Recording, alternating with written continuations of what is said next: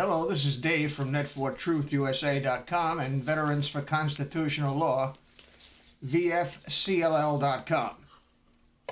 I have a message. It's an article that I am using with permission from the New Jersey Deviler, November 2016 edition, page 10, and it is titled, "So Here's the Real Story. Why did they not send help to Benghazi?" Ambassador Stevens was sent to Benghazi post-haste in order to retrieve U.S.-made Stinger missiles supplied to Ansar al-Sharia without congressional oversight or permission. Hillary brokered the deal through Stevens and a private arms dealer named Mark Turi.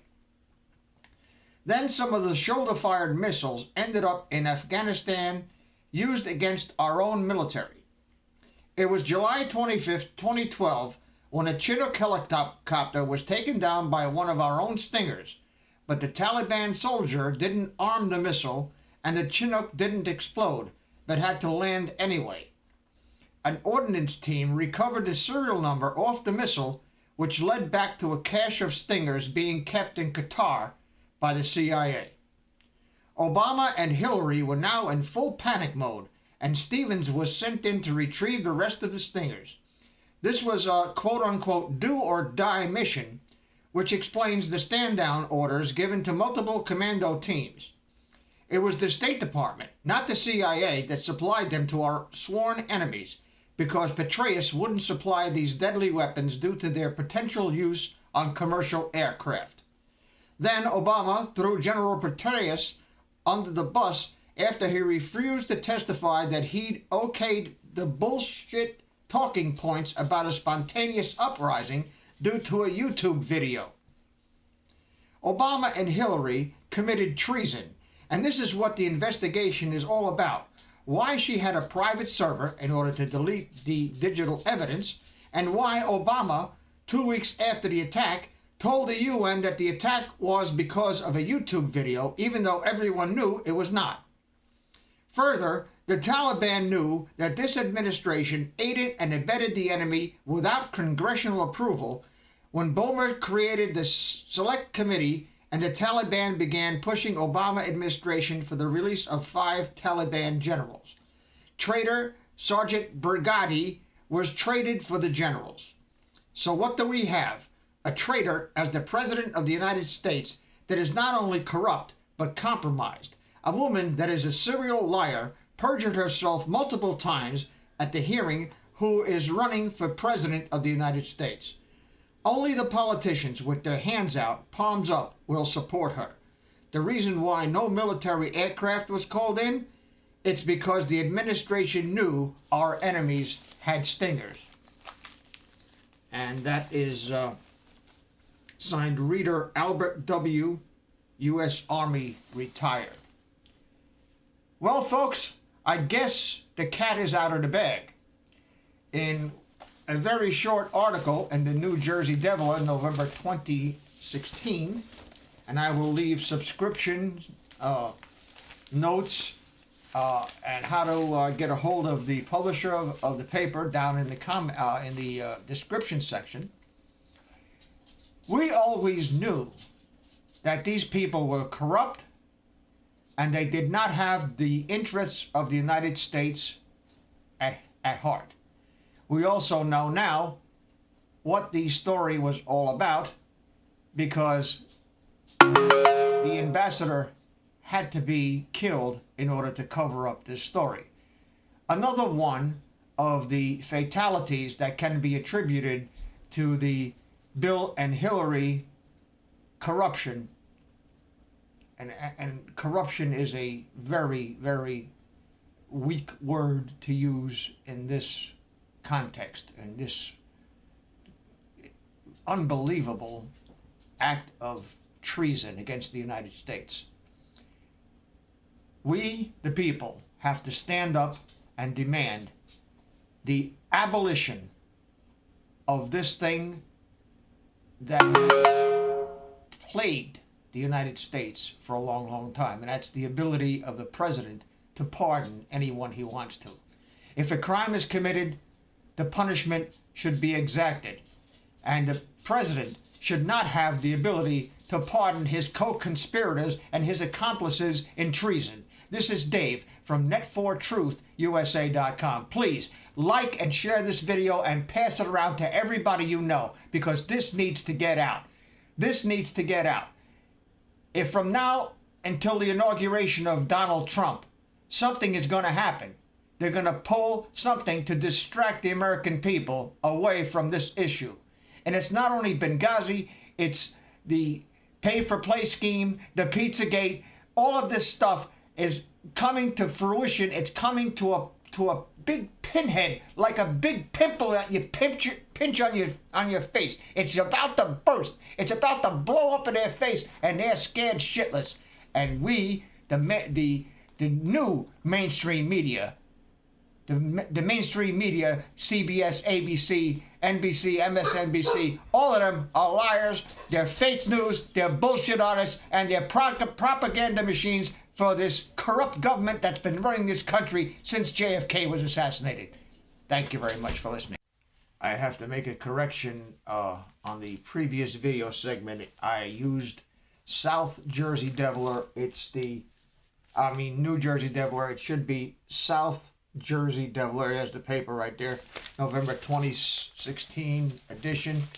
It is published by KK and LC Enterprises Incorporated, doing business as the South Jersey Deviler.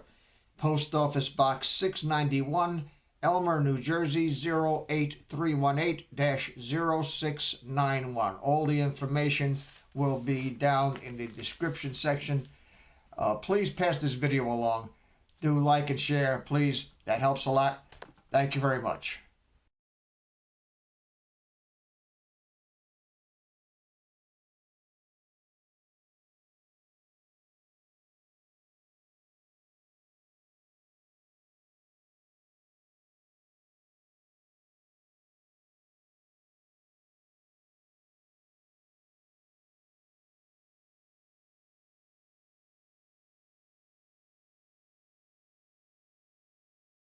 Attention! The following information was disclosed to Net4Truth USA on February 25, 2017 by reliable sources who must remain anonymous.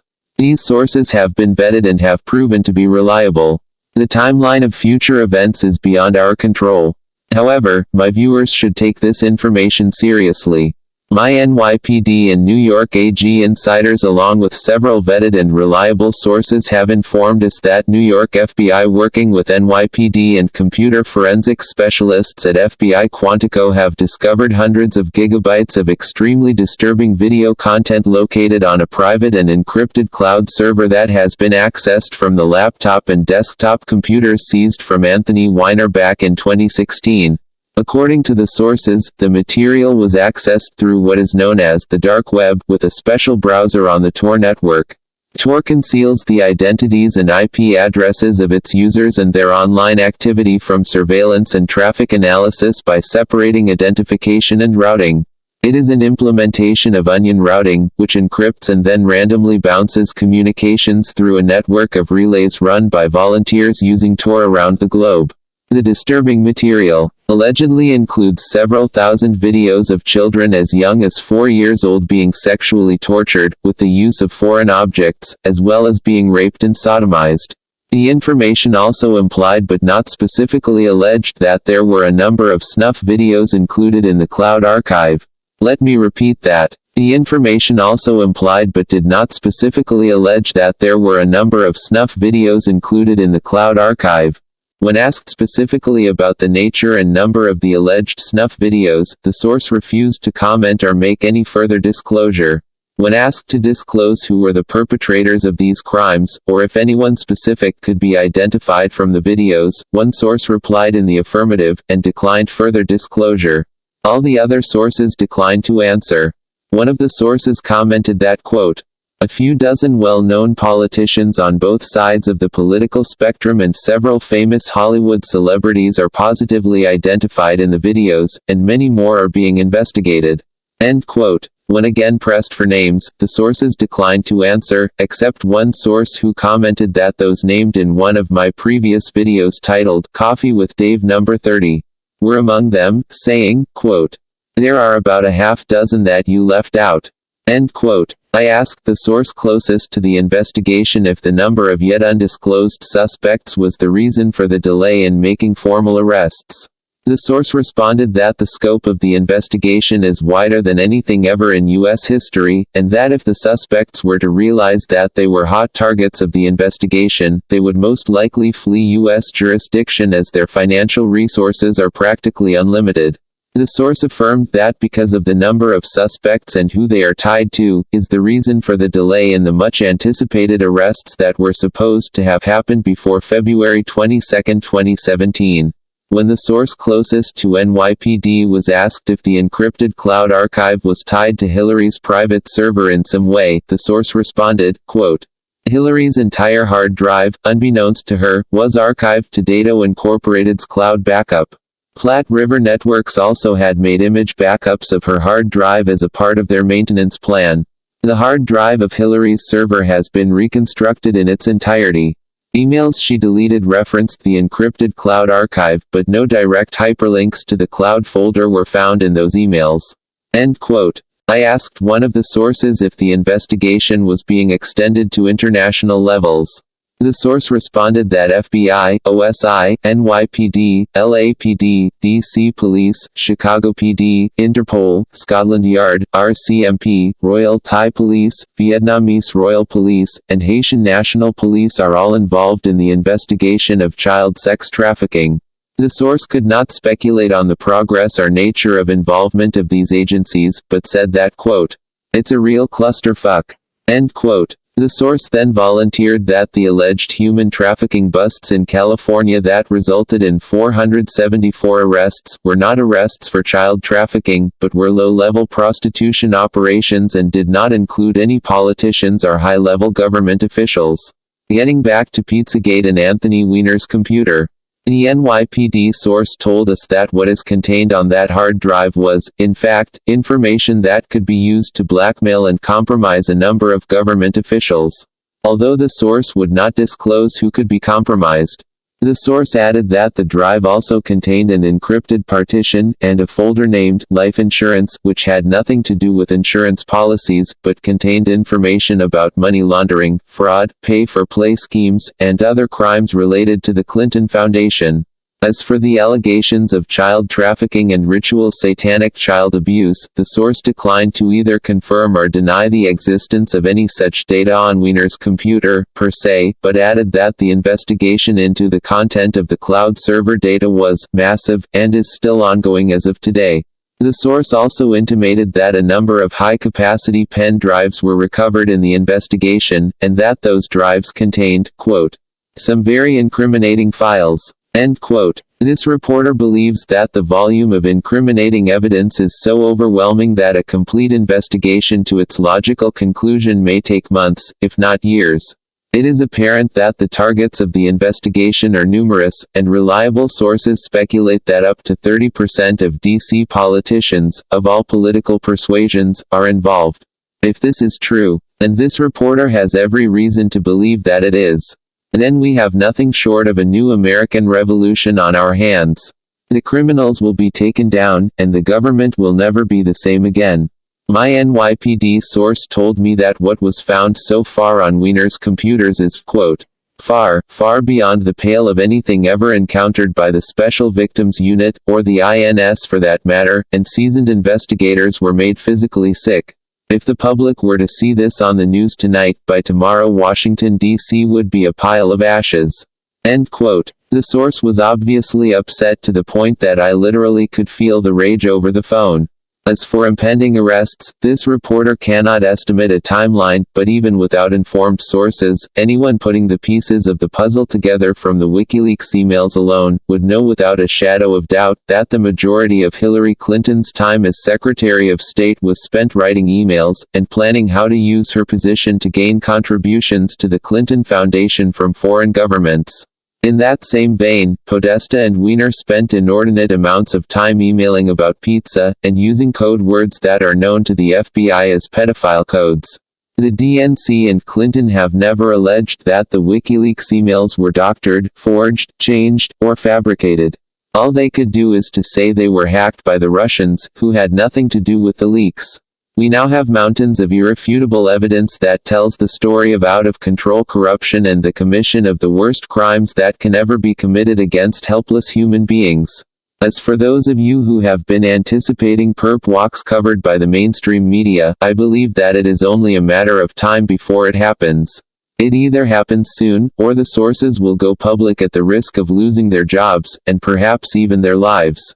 Net4Truth USA will continue to post updates as we get them, and for the safety of keeping the identities of my sources concealed, I have asked them not to reveal to me anything that could be used to identify them, and reminded them not to fall for the trap of selective disclosures that could be used to trace the source of the leaks back to them.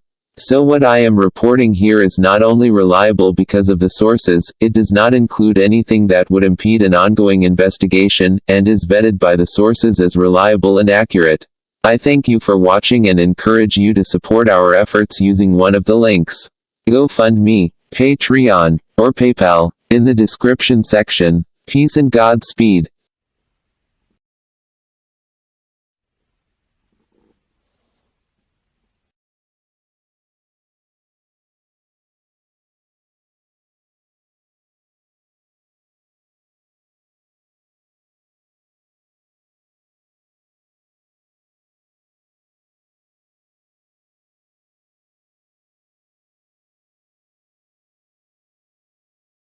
Hello, my name is Dave from Net4TruthUSA.com.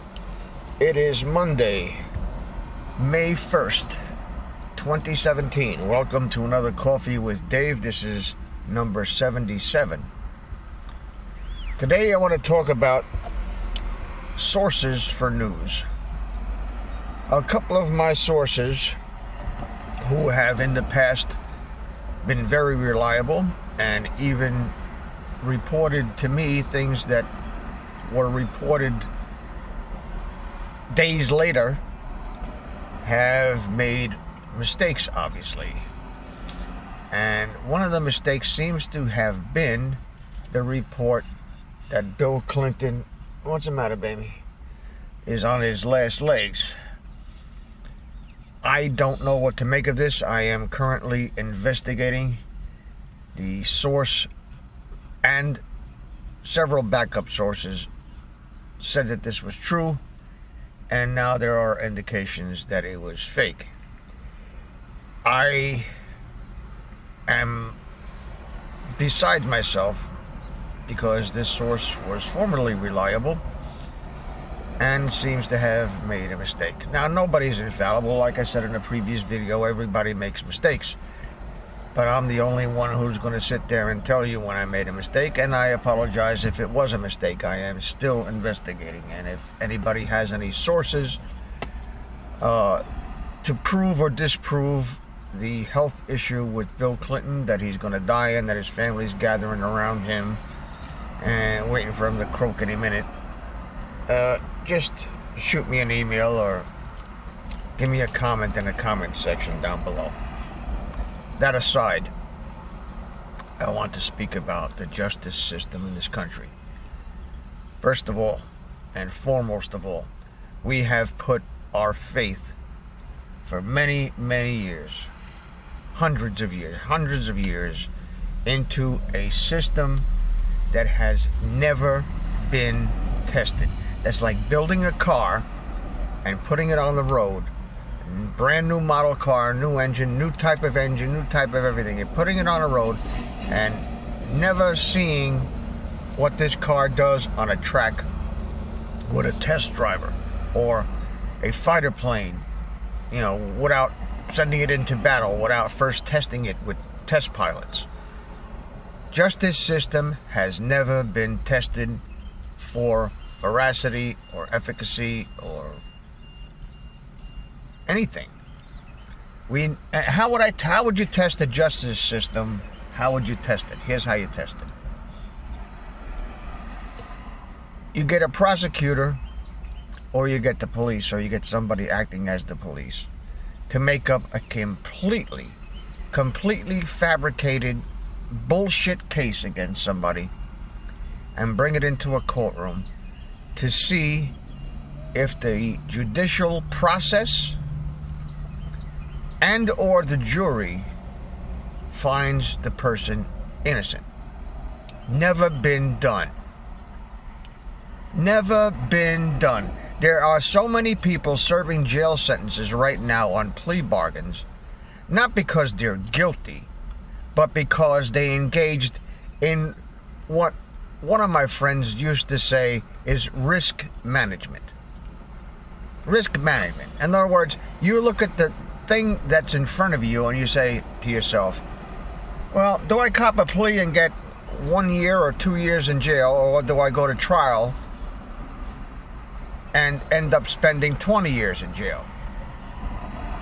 And, or you can say, oh, you can appeal. Yeah, you can appeal, okay, but you can bet your ass that every dot and every tittle of the law is going to be crossed. So unless some new facts come up in this case to prove that you're innocent, which is the reverse of what's supposed to be, you're going to stand there for a long time before somebody grants you a 440 motion to go to trial again and go through the same shit over and over and over again. So, and what happens when a prosecutor maliciously prosecutes somebody, knowing that he has no evidence, making shit up, forging signatures, and lying under oath, the cops lying under oath? What happens when that person is convicted and then later is exonerated by DNA or by whatever evidence comes up?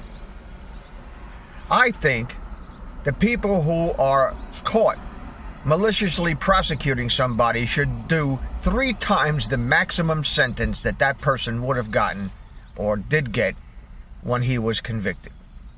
Treble damages. But like I say, the judicial system has never, ever, ever, ever been tested. Never, ever. Why we would put our faith in such a system is beyond me. Once in a while, you have to have a test of whether or not the system is working. If you drive a car, once in a while you got to raise the hood and check the oil and check the fluids and make sure that, you know, you're not burning oil and you're not down to the bottom of the dipstick and your engine's going to blow up any minute. Once in a while, you got to do that. We never do that with the justice system. We just assume that everything is hunky-dory, everything works as it's supposed to be. How many people have been exonerated on DNA in the last 20 years? How many? I can't count. Vincent Jenkins comes to mind. He spent 18 years in prison for a rape he didn't commit, was miles from the crime scene. Prosecutors coached the witnesses, made shit up, lied under oath, and this guy spent 18 years in prison for a crime he did not commit. What is his compensation? He said, the last I heard, he didn't want any. He said, God will take care of it. Well, you know what? God could have taken care of a lot of things. Now, I believe in God, but God is sleeping at the switch, apparently, because he could have taken care of a lot of things in this country that he hasn't taken care of. The corruption in Washington, D.C. is like a New York City subway toilet that doesn't flush, that everybody craps in and everybody pees in, and it sits there for years and years, fermenting, making a crust that if you dare break it, it would be like the nuclear holocaust of stinks.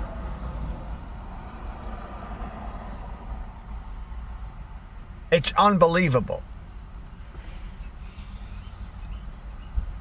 How would it look if we let Bill and Hillary Clinton off the hook by just not pursuing the interminable litany of crimes that they've committed? I mean, I couldn't even list them all. You're talking about over 35 years of criminal activity that has never been prosecuted. Oh yeah, they tried it with the what do you call it, the thing with the real estate and the Rose Law Firm and blah blah blah. They tried, they shuffled the shit around. They shuffle it around. They spent $40 million investigating Bill Clinton getting a head job in the Oval Office. $40 million. What did they spend on 9/11? Not even a third. Not even $10 million. Not even close. So, on the one hand, you spend all this money for something that's insignificant in the scheme of things, and then you spend nothing in comparison investigating the cold-blooded terrorist murder of over 3,000 people in broad daylight by a bogus boogeyman that you invented and then years later found in a cave in Afghanistan or something, and you shot his ass, but you threw the body in the ocean. Right, okay. And if sparrows had banjos in their asses, there would be music in the air. Wake up, people. Wake up. You know, I was on the road yesterday, and they had that batting practice or whatever the hell it is that they had over in Philly. And the roads were packed.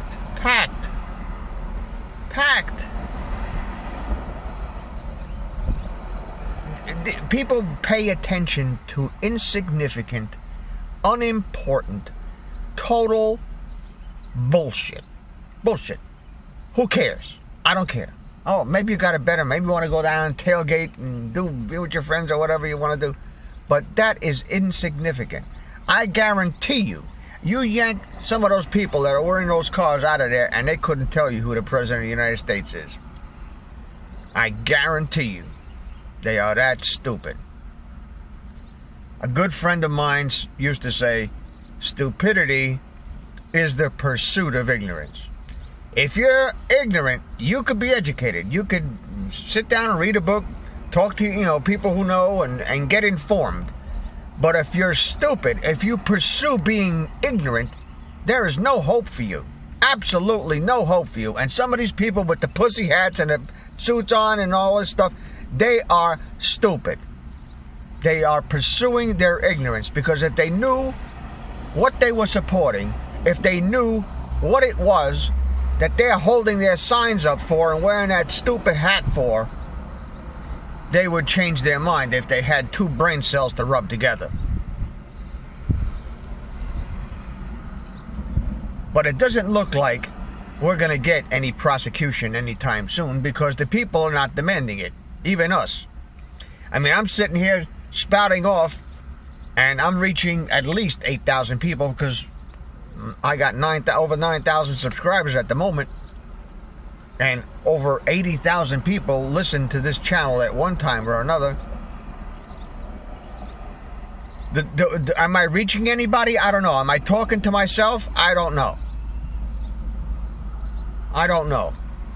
And I don't know how far we're going to let it go before it's too late to do anything about it. If we don't prosecute the criminals that have taken over our government, we are going to be the laughing stock. In fact, we are the laughing stock of the planet. Everybody else in the world is they got a good belly laugh, face palm from the United States. We want to be respected. We have to have some modicum of integrity, some semblance of justice in this country. And it does not appear that we have that at all. If a hungry person who doesn't have 2 cents to rub together and is starving to death goes into a bodega and steals an apple fritter, they'll take him to the county jail. But this bitch went over to Syria and stirred the turd over there and is responsible for millions of people dying, millions of people starving, 500,000 people in Iraq alone with the sanctions. And Madeleine Albright says, oh, it was worth it. It was worth it. Worth 500,000 little children, innocent kids dying because of your stupid politics. Let me tell you something, asshole.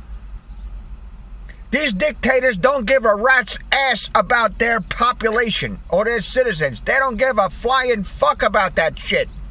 They don't care. So their citizens could starve to death, and that makes them even better at doing what they do. Because if you're fighting for your life and fighting to stay alive and fighting to scrounge up a piece of bread one way or another, you're not going to worry about overthrowing the dictator that's in charge of your country. You get it, you dipshits in Washington? So stop with the sanctions already. We have weapons that we can use against these people. We have snipers that can bust a cap in somebody's ass from 2.5 miles out. Send them over there and bust a cap in his bastard's ass and be done with the son of a bitch. Instead of wasting billions of dollars on bombs that don't do shit but kill civilians. They don't do shit but kill civilians and make us the devil in the world's eyes. You want to stop drugs? Put the bankers who are laundering the money in prison for life. Throw away the key. No parole. That's how you stop the drug problem in this country. You want to stop the child traffickers? When you catch one of them, you string them up to a tree and you torture them slowly to death on pay-per-view. That's how you do it. You don't play games with these people. And the criminals that have been taking over our country since John F. Kennedy and probably even before then have never been brought to justice. The people who did 9/11, obviously, in anybody's eyes who has half a brain, a quarter of a brain, 2 brain cells that rub together and a neuron to connect them, anybody can see those 3 buildings fell at free fall speed. They were not taken down by the airplanes. You cannot have a symmetrical collapse with asymmetrical damage to a building. It is impossible. Scientifically impossible. So somebody was behind it. And there was a reason for it. And the reason was to get all of us to hate Osama bin Laden, who had not a fucking thing to do with 9/11. Just as it was when Lee Harvey Oswald got shot walking out of the police station that day after the assassination of John F. Kennedy. I was 12 years old at the time, and I felt like putting my hand through that tube and choking that son of a bitch to death. It's all a matter of getting us riled up to be behind something, to support something, something that they created so they can make money. That's their agenda. And as soon as these people realize it, that we know about it, that's why they're trying to shut us down. That's why they're trying to shut us down, because we know what we know. Hey, listen, it's not what you know, it's what you can prove in court that counts. And even the courtrooms today are corrupt, like I said before. Never been tested. Never been tested. I would like to see a test to see if it works. And if it doesn't, if you string 100 tests in a row and 85% of them pass, that means 15% don't pass. You get it? You understand? Now, nothing is 100%. Nothing is 100% in this world. Nothing is 100%. But our court system is way, way, way, way below 2%. 2%. And there's corruption, and there's bribes, and there's, what do you call, blackmail. There's all types of crap involved in the court system. One hand washes the other inside, and the guy gets caught in the middle. He's done. He's done. I am very surprised that at the 100-day mark, President Trump has not thrown the Hildebeest in jail. I'm really surprised, disappointed, pissed off, whatever negative emotion you want to call it. And I'm getting to the point where I don't trust him anymore either. And I tell you what, that's a lot for me to say, because I put a lot of effort, a lot of time, a lot of research into doing what I did. And during the election, my subscribers quadrupled. Went from 2,000 when I first started this thing, and it's now up above 9,000. Thank you very much. I'm trying to talk the truth here. I don't have a script. I'm not reading from a teleprompter. I'm just, from what I know, trying to convey to the American people what has to be, and I don't even know what has to be done. I know that there's a lot of things wrong. There are more problems than we can shake a stick at. And if we let the problem get bigger and bigger and bigger and bigger, sooner or later, in its shadow comes another little problem that we think is a little problem, but has big, long roots. And the big, long roots, the only way to solve this problem is to clean out Washington, D.C. completely and start over. No more lawyers in the Congress, in the Senate. No more lawyers, no more bullshit stories. Just regular citizens do their term and out. Boom, boom, boom. But you got career politicians whose job it is. They've been politicians, been in office all their life. Never done a day's work. The only way they make their money is blah, blah, blah, blah, blah. Talk shit. Say one thing, do the other thing. Say one thing, do the other thing. Keep talking shit. More shit on top. More shit on top of more shit. More bullshit. Pretty soon, we got bullshit overload. That's what we got today. We got bullshit overload. You got the fake news, which is the mainstream media, calling us fake news. It's the end of the mainstream media, folks. The mainstream media is like this big ball of dirt in space. They call it a black hole. It's got so much gravity, not even light can escape. But just before it gets to the hole, something that gets sucked in gets to this point where it's like between the gravity and the thing, between this dimension and the other dimension. It's called the event horizon. You got all these news agencies there on the event horizon. If you know anything about physics, if you know anything about black holes, you know the event horizon, you're going to see that thing there forever. That thing, you're going to be able, if you're standing out in space somewhere far, far away and you're looking at this black hole, you see the event horizon. There's NBC, CBS, CNN, all these newspapers, all these Washington Compost, all these people, they're sitting on the event horizon. From our perspective, we see them and they're there. But the reality is that they've been sucked down that hole a long, long time ago. They're done. They're done. Our perception is they're there. They're still spewing their bullshit. They're still making shit up. They're still fomenting wars. They're still, trying to promote the Hillary globalist agenda. They're still doing that on the event horizon. But in reality, they are sucked out in a black hole. They're little dots of nothing that's sitting there in space dead.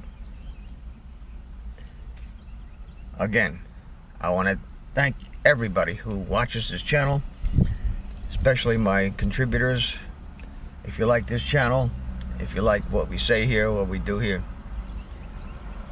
please consider supporting us through our PayPal, GoFundMe, or Patreon links down in the description.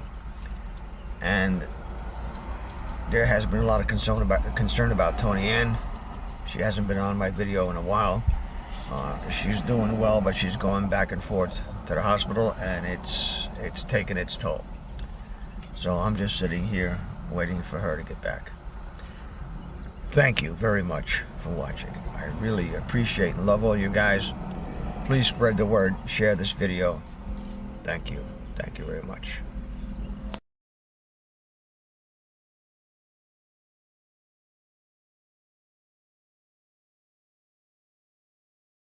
Hello, it is January 30th, 2017. Welcome to another Coffee with Dave, number 22, I believe. Yes, 22.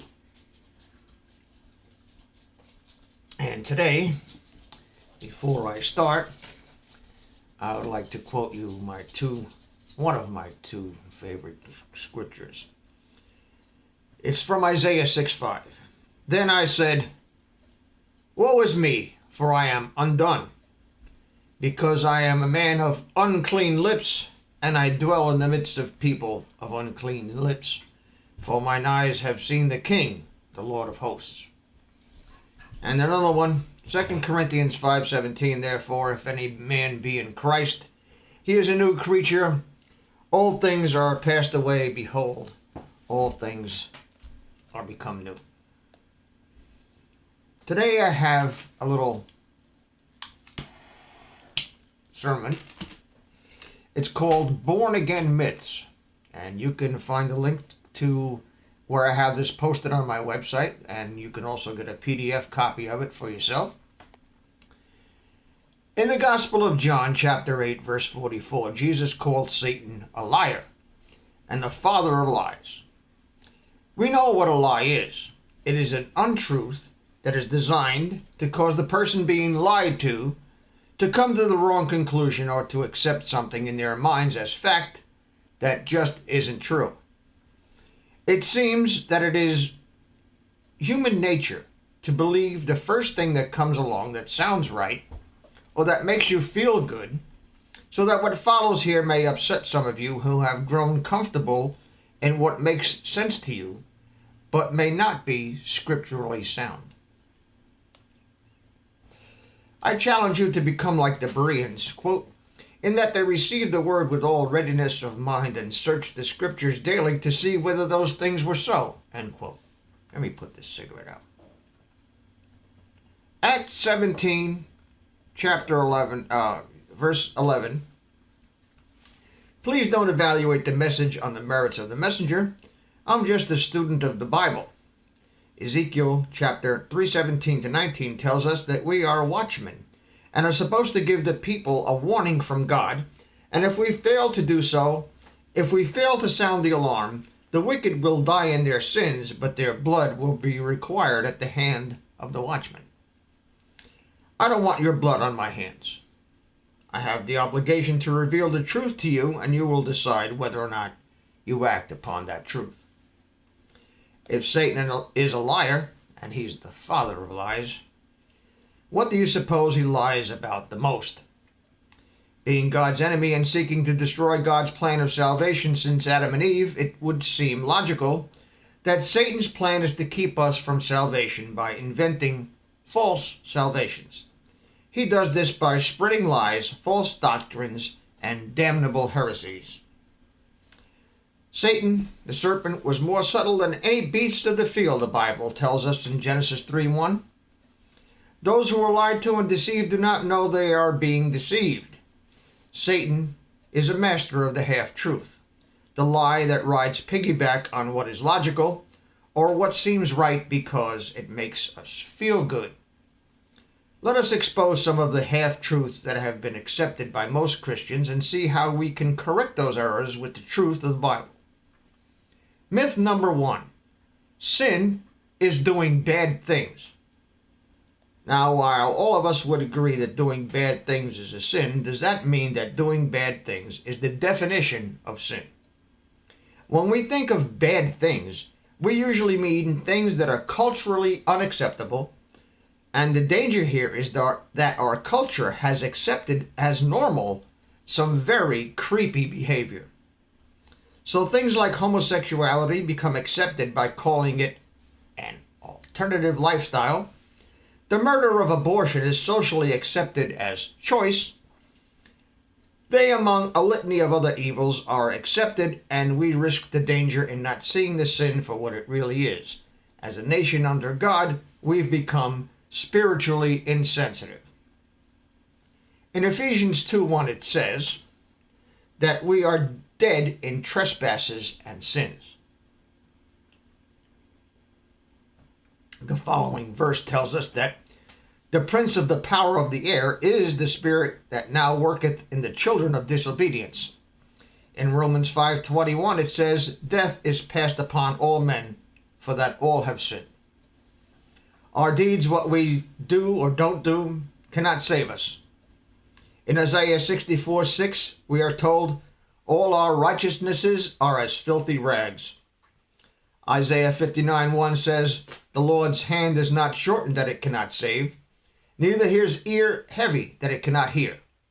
So we see that the Lord can save and he can hear our prayers, but the problem is described in verse 2. But your iniquities have separated between you and your God, and your sins have hid his face from you that he will not hear. Take notice of the word separated.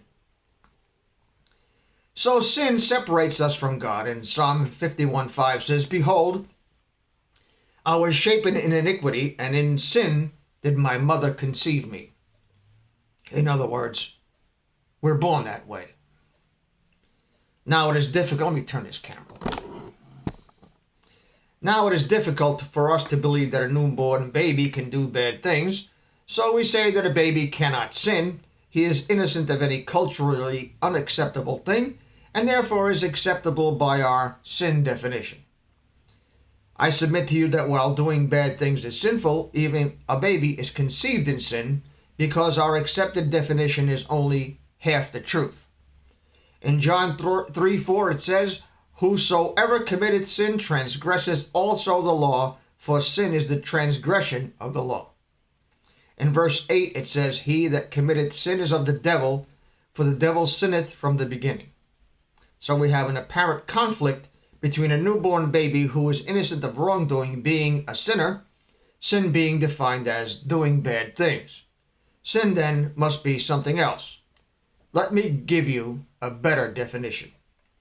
Sin is the state of separation between a perfect God and an imperfect person. Doing bad things or bad behavior is the result. Sin is what we do in that state of separation from God. So sin has nothing to do with behavior. It is about being separated from God. And when we are separated from God, the result is that we tend to do bad things, and the bad things are culturally unacceptable and sometimes against the law. And so it is that it's sin, but sin is really the cause and not the effect of bad behavior or doing bad things. In Isaiah 53:6 it says, we have all gone astray, and if we have all strayed, then we are separated and in a state of sin from the moment we are born. Myth number 2. Depravity is doing really bad things.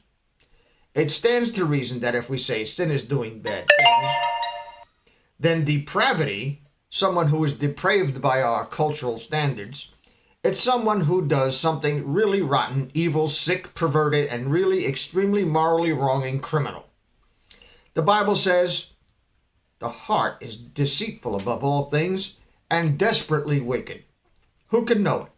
Jeremiah 17:9. Take note of the word desperate. A more accurate translation of the Hebrew word here would be incurable or intractable or incorrigible. This one verse should forever prohibit the idea that psychology or the law or the fear of punishment will ever keep people from doing bad things.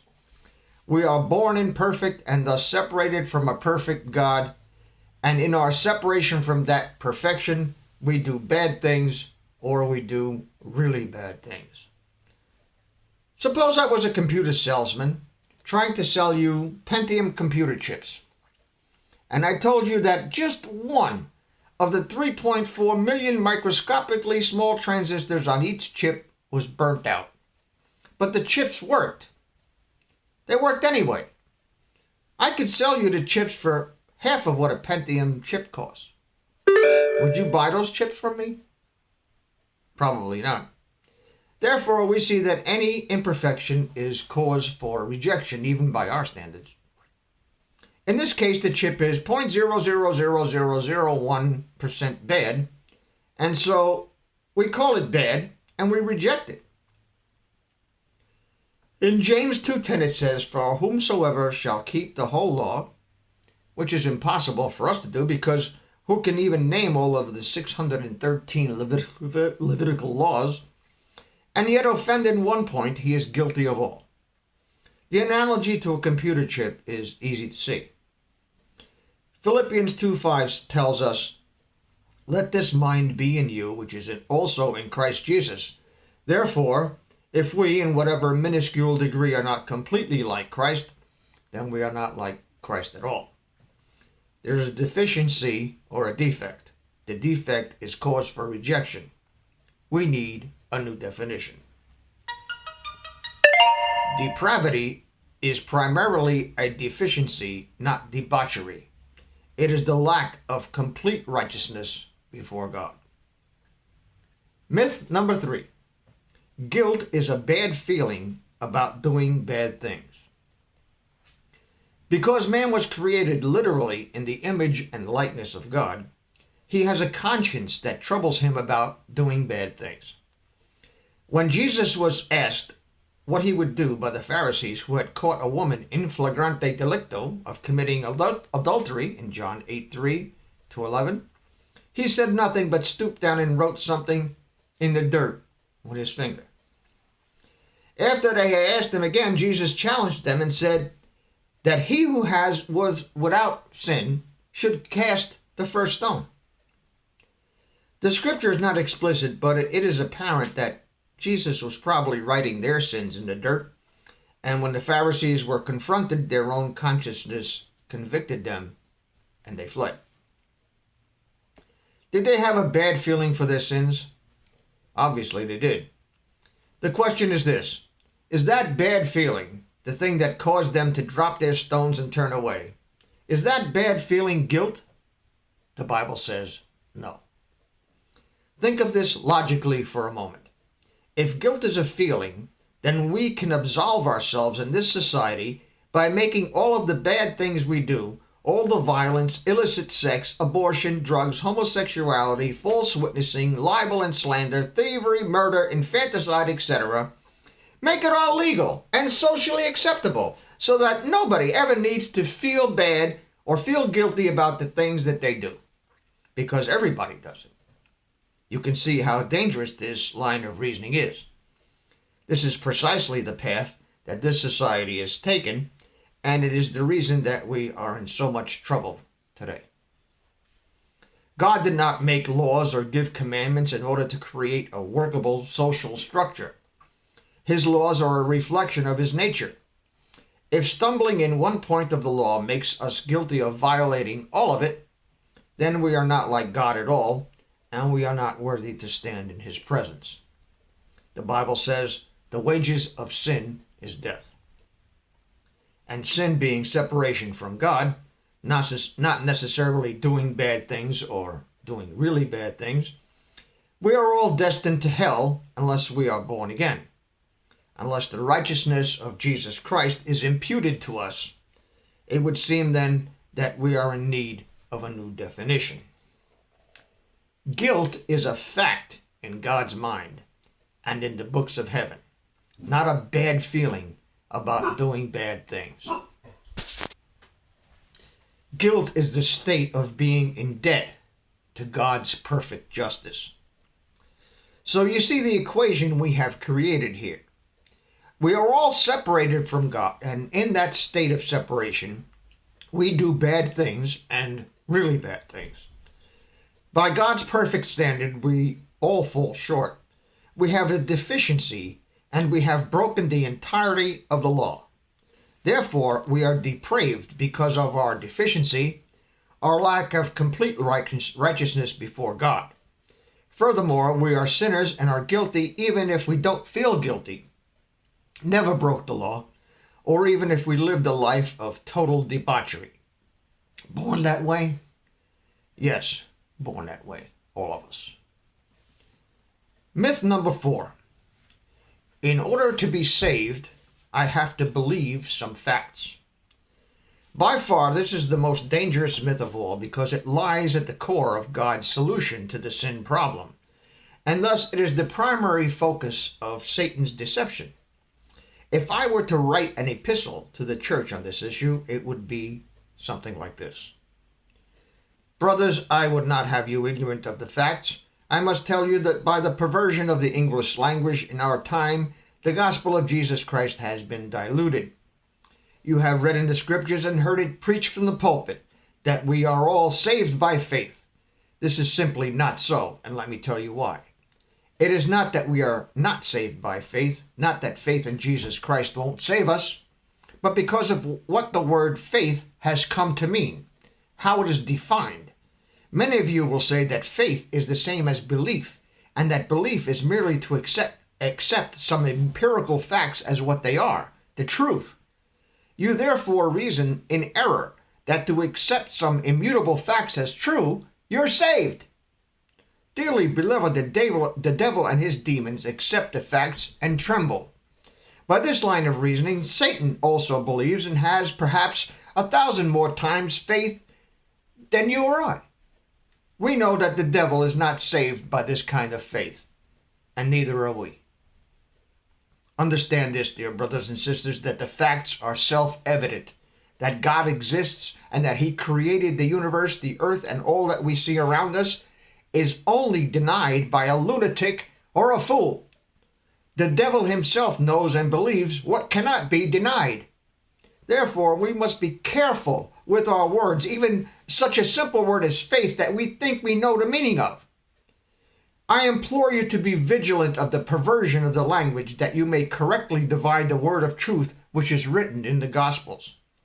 Yes, the faith is the substance of things hoped for and the evidence of things not seen in Hebrews 11:3.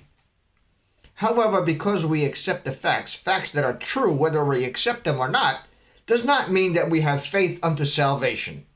In the original Greek text of the Bible, the words used for believe and belief are pistis and pistuo, which do not mean to accept facts as true.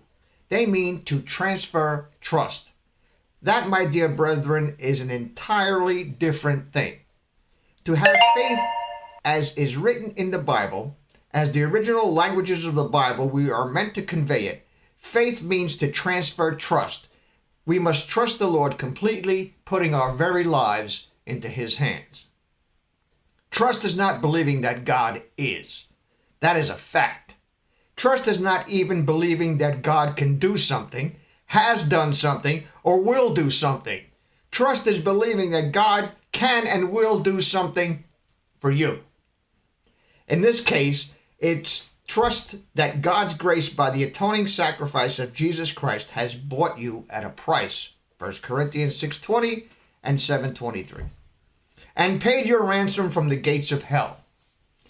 We are told, trust in the Lord with all thine heart and lean not unto your own understanding in Proverbs 3:5. Trusting God is saving faith. We can only trust completely when we love completely. We cannot trust without love. Therefore, show your trust. Love the Lord with all your heart, mind, soul, and strength, and love your neighbor as you love yourself. We know a tree by its fruit. We know a brother or sister in Christ by their love. We can tell what someone believes by what he does, not by what he says. Myth number 5. Righteousness is living a sinless life. With this misconception, many people look upon Christians and see them struggling with some temptation or fall into some aberrant behavior and judge them to be hypocrites, and thus they have an excuse to avoid fellowship in the church. Like the Pharisees who condemned the woman caught in the very act of adultery, we tend to hate in others what we secretly see in ourselves. Jesus knew the sins of those who stood ready to stone the adulterers and wrote them in the dirt with his finger. Therefore, when someone persecutes us for what we've done, we know that the persecutor sees the secret sin reflected in our revealed weaknesses.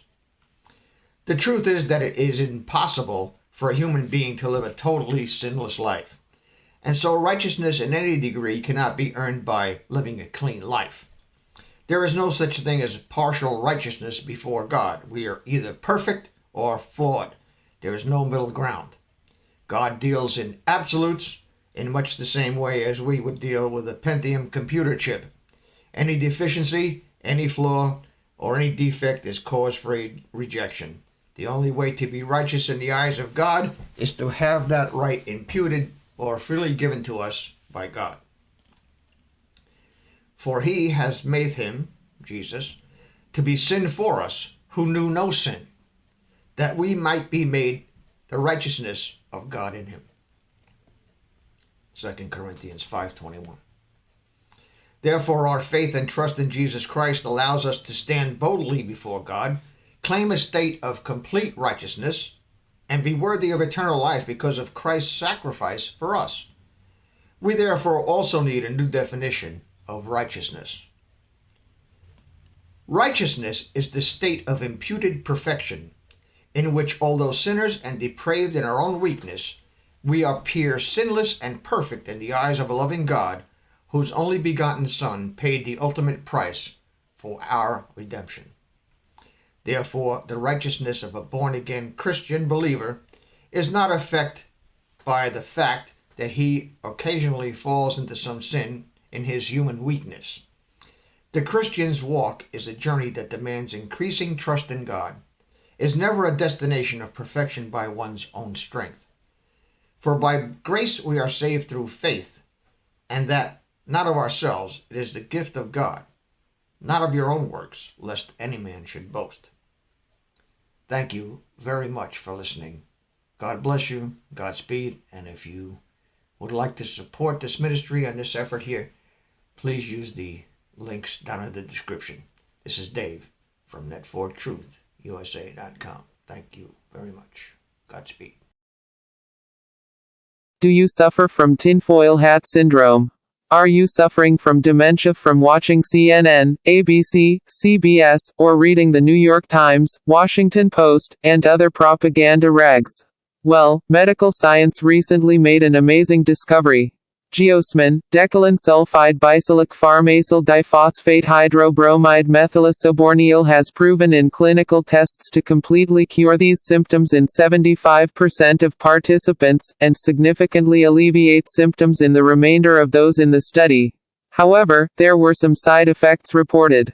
Symptoms that may develop include but are not limited to swelling of hands, legs, and feet, persistent diarrhea, dry heaves, shingles, or scurvy, temporary blindness or muscle tics which could become permanent, convulsions, increased risk of stroke, loss of bladder control, loss of feeling in the extremities, festering boils, dizziness upon standing, ringing in the ears, itchy or watery eyes, swelling of the eyes, face, throat or neck, soreness in joints and extremities, elevated blood pressure, very rapid heartbeat, suicidal thoughts or actions. Instances of eating, walking, and driving without recall of these actions have been reported. Geosmin may decrease your ability to fight infections, including colds, flu, or tuberculosis. Some cases of lymphoma, carcinoma, leukemia and other cancers have been reported. Bone fractures and increased bone porosity or osteoporosis have happened. Tell your doctor if you live in, or have been to places where certain fungal infections are common.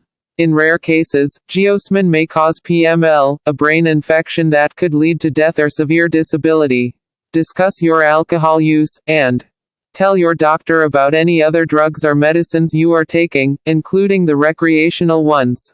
Do not drive or operate machinery until you know how taking geosmin affects you. If you get an erection lasting more than 4 hours, call your doctor and tell him, "Thank you." Lactating women and young children should avoid contact with geosmin or with application sites. Stop taking geosmin if you see signs of early puberty in a child. Stop taking geosmin if your lips, tongue or mouth turns blue and call your doctor immediately. Tell your doctor about any recent back surgery to avoid complications that may lead to meningitis. Boys under 18 who take or are exposed to geosmin may develop gynecomastia with or without lactation. Women who are pregnant or may become pregnant should not use geosmin. It can cause harm or death to an unborn child.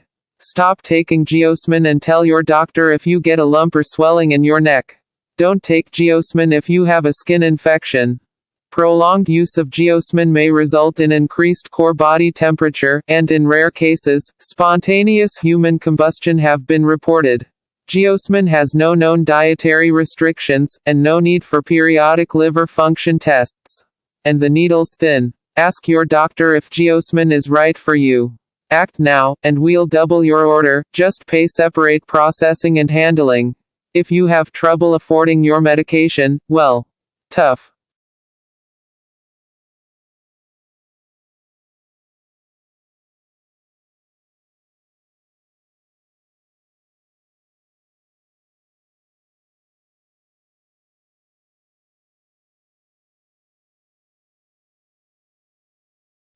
Hello, my name is Dave from net4truthusa.com. Welcome to another Coffee for Dave in the series. This is number 8.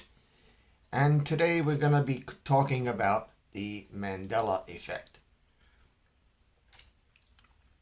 Basically, for those of you who have never heard of the Mandela effect, it's a phenomenon that was named after Nelson Mandela, who some people recall dying in prison about 15-20 years ago, and who other people recall being released from prison and becoming the elected president of South Africa.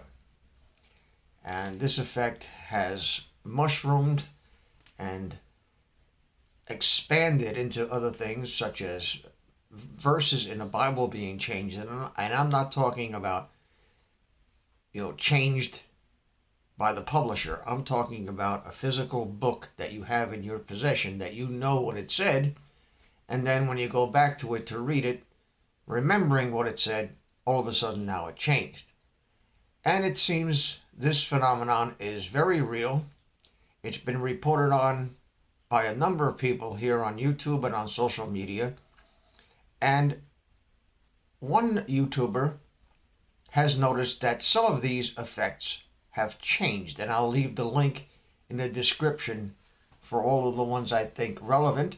And if you go to my playlist on Mandela effect, you can look at all the things that I've researched on YouTube, at least, that prove that this phenomenon is very real.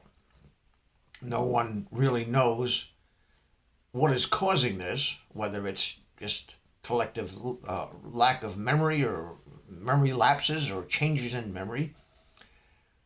And some people, without empirical evidence, but circumstantial evidence can be very powerful, they blame it on, and I believe that it is based on either or both things: the D-Wave computer, which is a quantum computer, and the experiments carried out at CERN in Switzerland.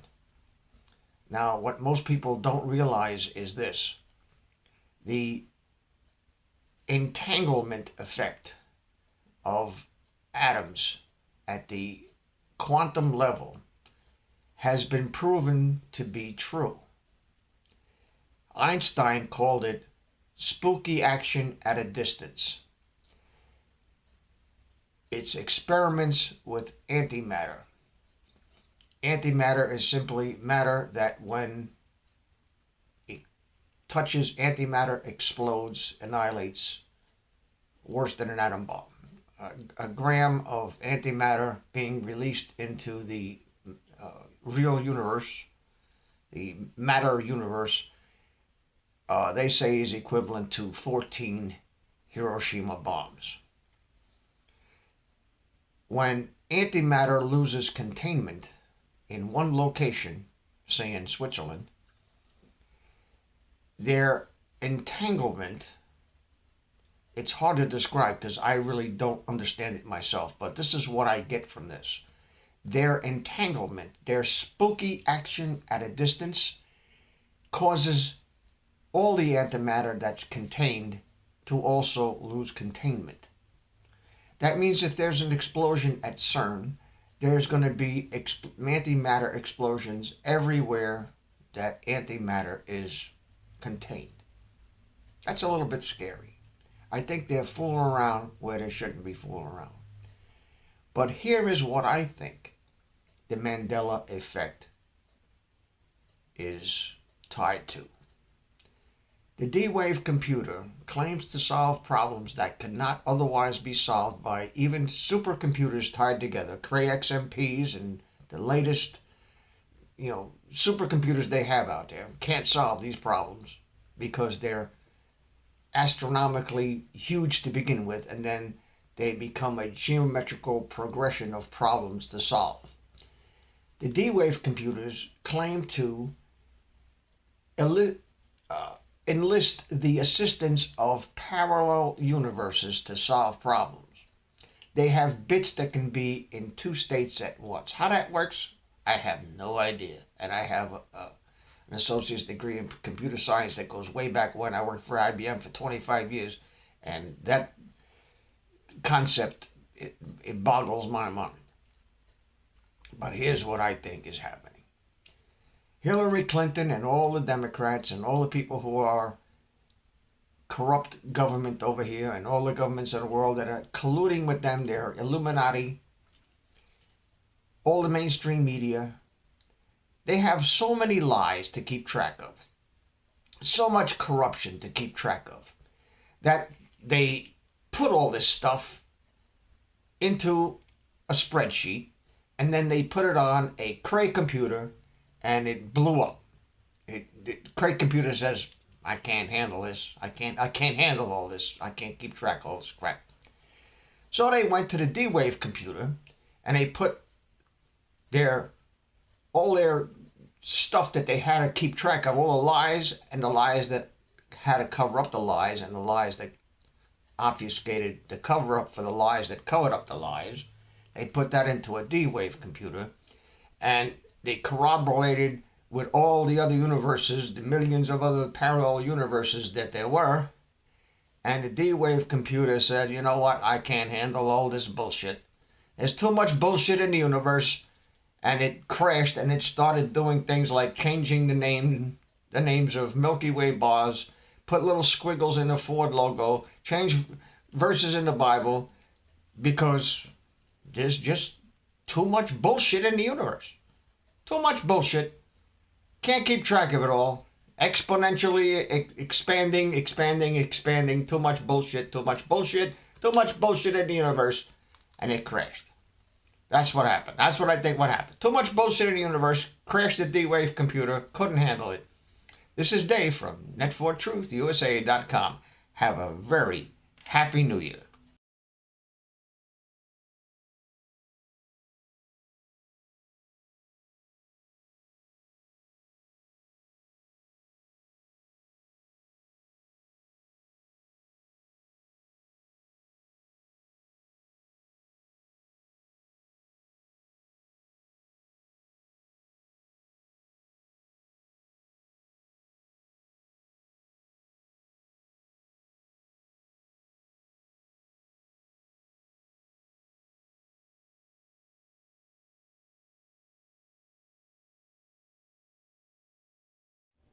Hello, this is Dave from net4truthusa.com. Welcome again to Coffee with Dave, issue number 5. It is December 31st, 2016. Today, I have something of a bit of levity for my viewers. I've covered the Mandela effect. I've mentioned Flat Earth. I don't want to hear about Flat Earth no more. I'm tired of hearing about Flat Earth. Flat Earth is the realm of idiots and morons and retards. If you believe in Flat Earth, you don't want to hear this. You don't want to be on this channel because I don't tolerate stupidity. A wise man once said, "Stupidity is the pursuit of ignorance." And if you believe there's a flat Earth, then you're pursuing your own ignorance. Please take your medication, and if you can't afford your medication, AstraZeneca may be able to help. The following article is entitled Butterflies Farting in Kenya. And I believe this is sort of related to the Mandela effect in that little changes and little unintended actions have consequences down the road. They can't change the past, but they can surely change the future. And instead of looking at the top of my hat while I read this article to you, I'm going to have some butterfly pictures flashing across the screen. They are used with permission, and the links are going to be down in the description for that and a bunch of other valuable and interesting resources. This is Dave from net4truthusa.com. Please enjoy. Thank you for watching. And don't forget to click link, like, and subscribe, and click the bell. You'll get notified of all the future videos that we make here. Thank you very much. Have a happy new year. Butterflies farting in Kenya can cause a tornado in Kansas. Quantum mechanics, particle physics, parallel universes, the symbiosis of free will and predestination, the sound of one hand clapping, and seemingly unimportant decisions. One can see or observe the effects of causes he puts into motion, or he can know the effect of an action by logic and reason. For example, a man observes the effect of firing a bullet at a target. He can see the effect of a batter hitting a ball that flies over the outfield fence. One is taught from infancy that he is responsible for his actions or for his failure to act. He is at cause for the effects that are the result of his actions or inactions, whether or not he had intended to cause what ultimately happened. Responsibility, however, is a human judgment.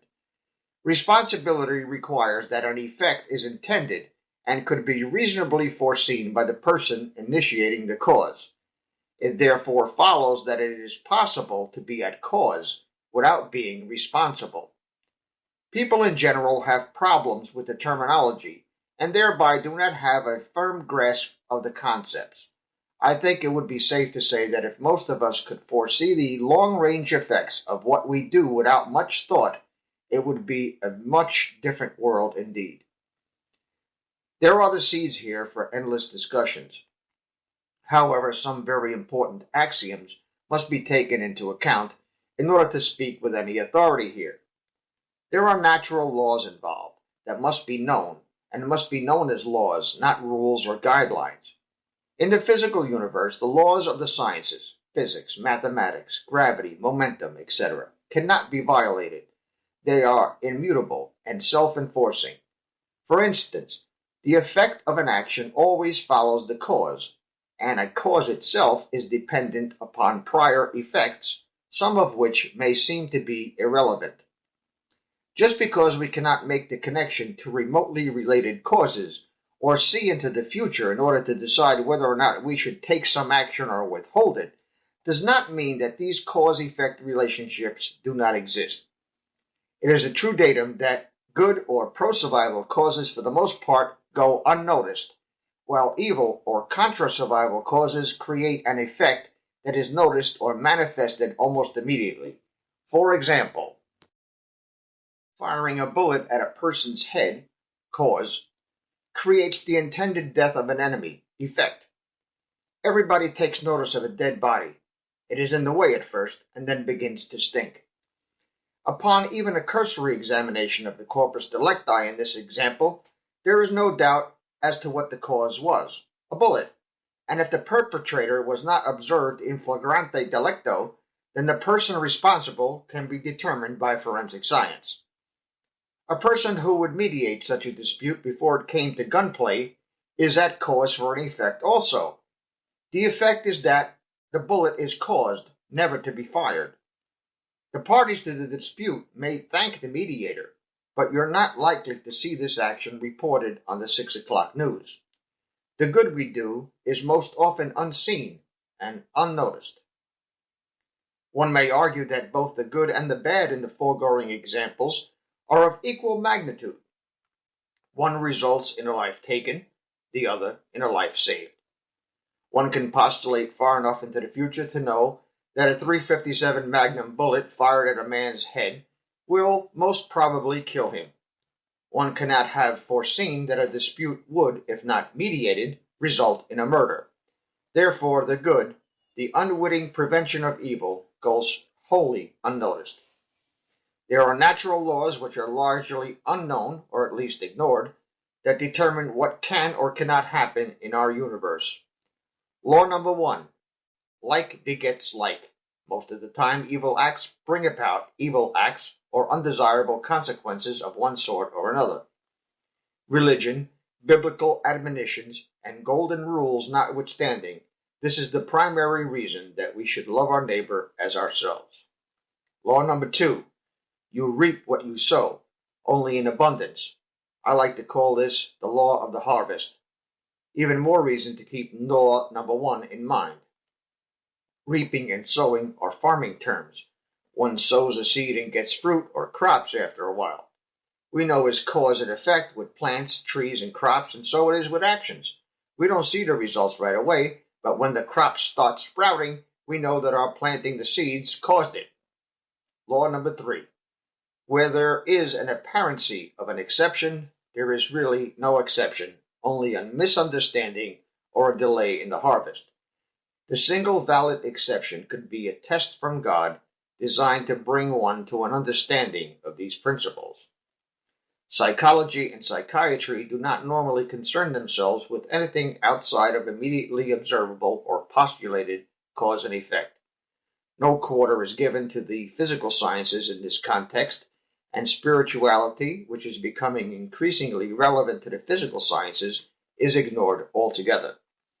However, one should keep this thought in mind when dealing with psychology. Physical sciences, or the laws of physical sciences, cannot be disputed. Psychology is theory upon theory, which is in turn based upon fundamental misconceptions. There is cause for every effect, and since causes are interdependent, there is no such thing as a decision that is not important, no matter how seemingly unimportant it seems. Data is only as important as it is evaluated, is one of Scientology's axioms. Not that I'm a Scientologist. In the scheme of the universe, what may seem to be insignificant in present time may become significant as the crop we've sown nears harvest time. In retrospect, perhaps Adolf Hitler's parents had wished they had been more careful. If they had been, perhaps the world would be a much different place today.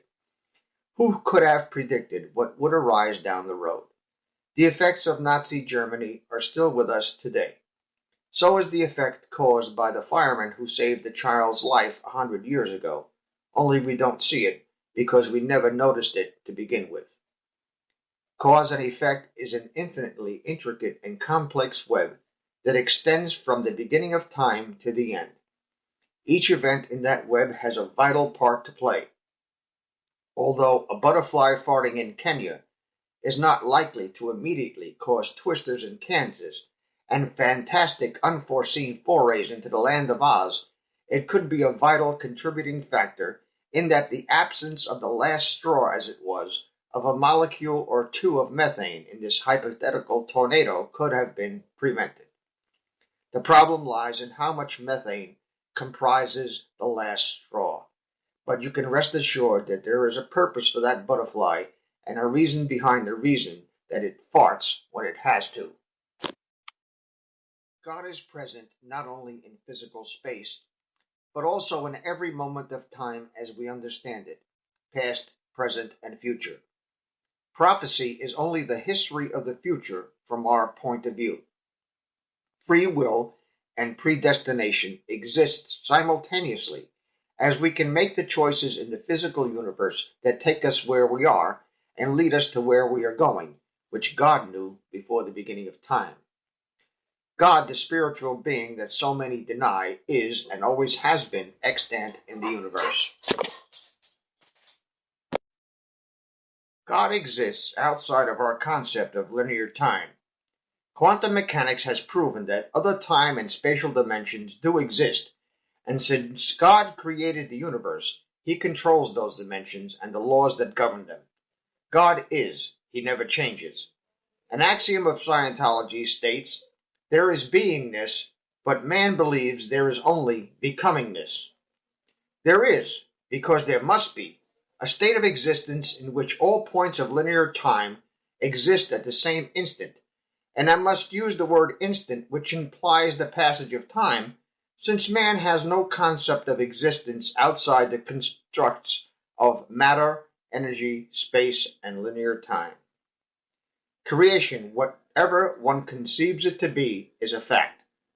The fact that there is an immutable set of laws that govern matter, energy, space, and time is the evidence and the proof of intelligent intent. Design is obvious, and design requires a designer. We cannot hold two conflicting beliefs: that a God who created the universe would set it all in motion and then turn away, allowing it to evolve by the whims of random chance. Therefore, we must conclude that the primal cause, the creation event, that postulate that created all there is, and the word that caused it all to be and to become, contain the intent of the Creator, with at least the knowingness of the outcome as surely as it could be known, and as completely as it could be known. Since the universe and we continue to exist, we must say it is good, even by a secular definition. Although there are what we call evil or bad contra-survival events within this world, we can look at evil and destruction as simply a creation against a creation. Bad is an action we vilify because it opposes or uncreates that for which we have developed an affinity. Good cannot exist without evil. The condition is a point of reference. One cannot create total goodness in the universe without counter-creating or destroying all evil. Such a state would negate the free will of sentient beings to choose to love God or not. Our choices and our actions are part of the ripple effect of the singular primal cause. No matter how very insignificant it may seem, there is certainly no such thing as an unimportant decision. What results from intent of action is not random, but the road to hell, as they say, is often paved with good intentions. However, more often than not, to a degree that cannot be reliably known, the good certainly outweighs the evil, even by its secular survive-succumb definition.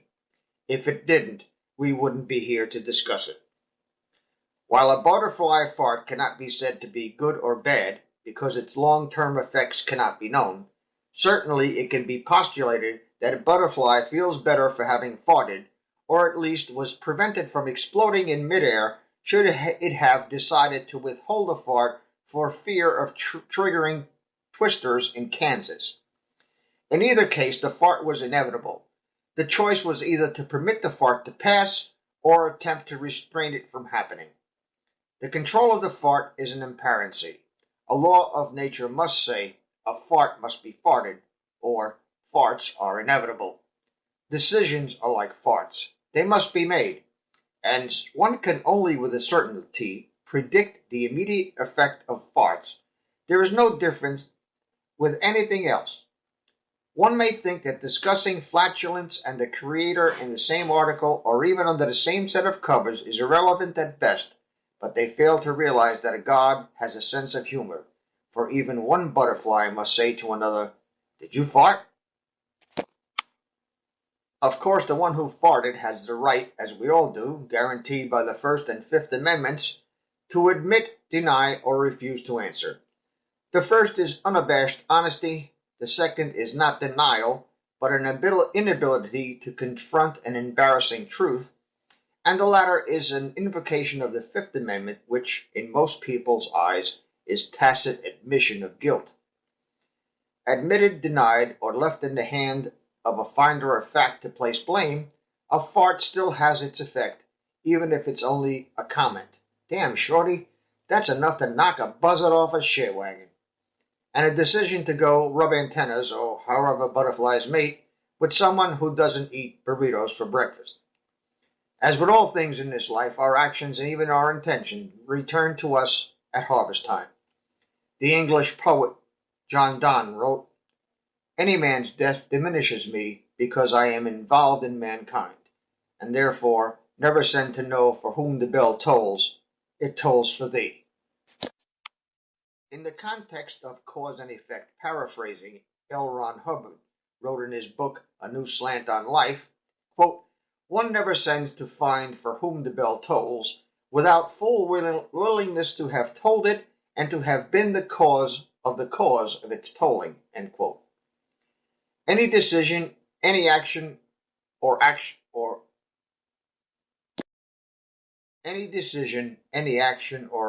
withheld has its effect, no matter how seemingly unimportant it is at the moment.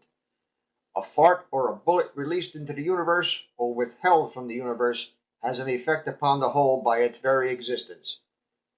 What we are responsible for is another thing entirely. We are the effects of cause, as well as the cause of effects. We can intend to initiate beneficial effects or harmful effects. We reap what we sow, and where there seems to be an exception, it is merely an apparency due to our short-sightedness and the mourning over things lost that we had an affinity for. We become, change. God is, he never changes. In order to become what the Creator wants us to be, we go to school in the physical universe. You and I are not only body and mind, we are souls. You are you in a body. The entity that is our beingness is not our physical body. It is something intangible, indestructible, and immortal. All of us, good or bad, have eternal life. We choose where we end up by the intent of our actions, and we choose to love God, admit, hate God, deny he exists, or attempt to avoid a decision. And we know that all things work together for good, to them who love God, to them who are the called according to his purpose, according to Romans 8:28. You'll note that the scripture says all things, not some things, or only the good things. Even bad things, then, according to God's word, work together for the ultimate good of those who love him. See also Genesis 50:20. I form the light and create darkness. I make peace and create evil. I, the Lord, do all these things. Isaiah 45:7. What are we to make of this? Evil exists for a purpose. It has been created for our choosing, that we might have a choice, so that our love of God would be given with the free and unfettered exercise of our free will. I call heaven and earth to record this day against you, that I have set before you life and death, blessing and cursing.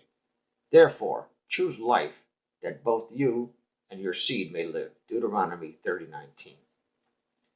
For God so loved the world that he gave his only begotten Son, that whosoever believeth in him should not perish but have everlasting life. John 3:16.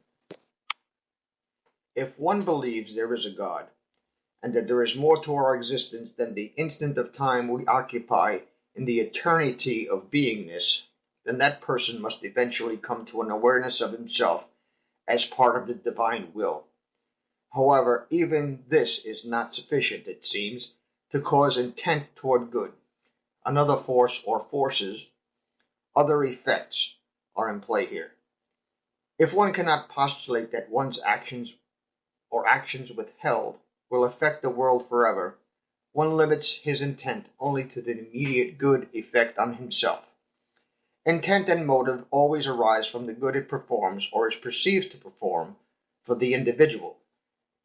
One who commits suicide ultimately perceives that a good will arise from the taking of his own life, for afterwards there is believed to be a relief or escape from some irresolvable problem, pain, or situation. Even a crime that is committed brings a short-term good, real or perceived, to the perpetrator. A man seeking revenge intends to harm his target, not so much for the intent to cause harm per se. He is motivated toward the balance of what he perceives that justice should be. Another redirects or channels all of the effects on him onto inanimate objects, other people, or cats who happen to be there at the instant moment.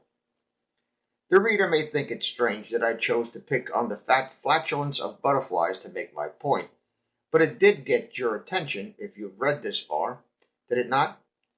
The intent had the desired effect then.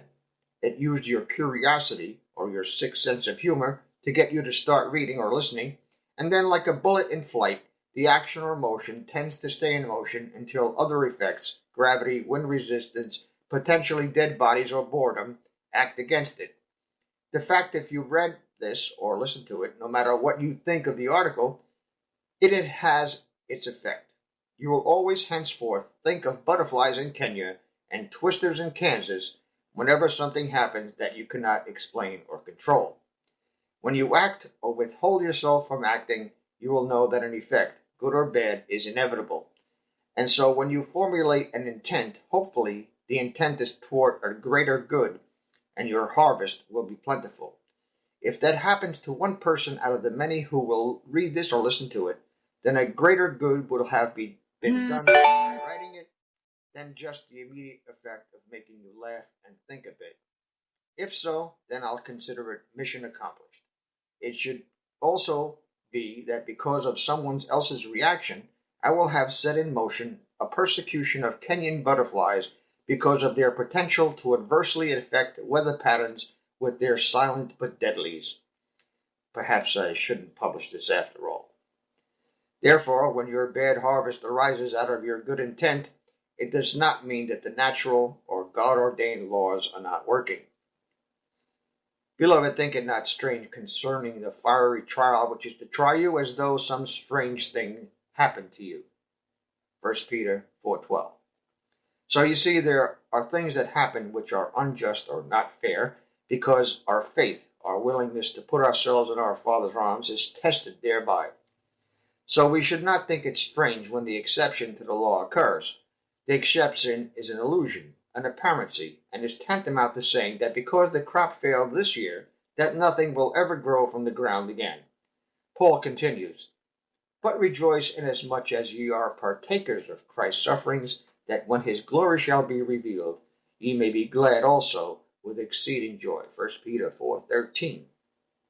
Even trials are seen as good things because they work to strengthen the faith and develop the patience of one who believes in and loves the God of the universe. So because seemingly unimportant decisions are important by their very definition, that their importance is not noticed for lack of data or foresight or erroneous evaluations that do not properly appraise the importance of the data because of the inability to view all the variables in context, work on your intentions, and do everything in love, leave suddenly unimportant decisions, or seemingly unimportant decisions, to the psychoanalysts who will drive themselves insane with it and don't feed Beano to the butterflies. Thank you for listening. Please subscribe to our backup channels, Whirlwind Revolt, Inglorious Patriots, and Net4Truth USA 2 Patriot channel. You can also find us at Net4Truth USA on BitChute. We fly so close to the target, we're on our 4th fighter jet. We will be relentless truth seekers until the enemies of freedom are defeated. You can support this channel by using the links in the description, but for a $100 donation, I will personally send you a autographed hardcover special edition copy of Land of Childhood's Fears. Also, visit my bookstore at lulu.com/Net4Truth USA. If you are viewing this video on BitChute, you can use the links in the description to support us, or simply click the green $ dot on our video to support this channel. Thank you. Links are in the description section.